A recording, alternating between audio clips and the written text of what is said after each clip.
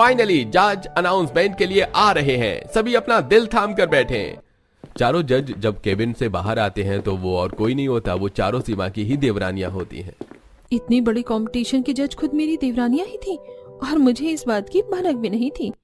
मेरा वोट है सीमा जी के लिए, मेरा वोट भी सीमा जी के लिए, माय वोट ऑल्सो सीमा जी।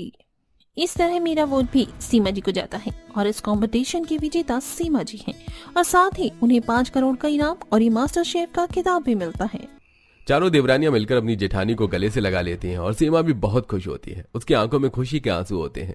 जीतने के बाद सीमा अपनी देवरानियों से, तुम लोगों ने मुझे बताया क्यों नहीं कि तुम खुद ही इस कंपटीशन की जज हो?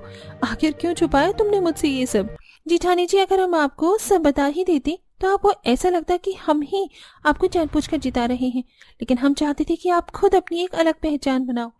हाँ, और माँ जी को भी एहसास हो जाए कि आप बेशक गरीब हैं, लेकिन आपके हाथों में भी हुनर है। आखिर हम कब तक अपना ये शेफ का टैग लेकर आपके सामने घूमते रहते और आपको हमेशा जलील होते हुए देखते रहते।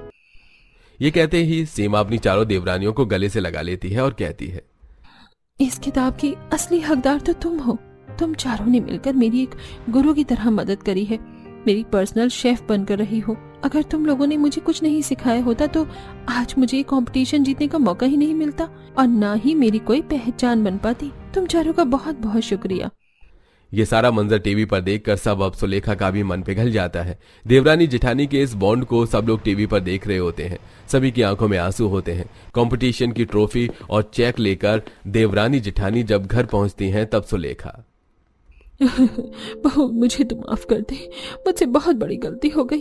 तुझे पहचानने में मैंने तेरी गरीबी को लेकर तुझे बहुत ताने दिए और कभी तुझे समझने की कोशिश भी नहीं की। यहाँ तक कि मैंने तेरी देवरानियों को तुझसे अलग करने की कोशिश भी की।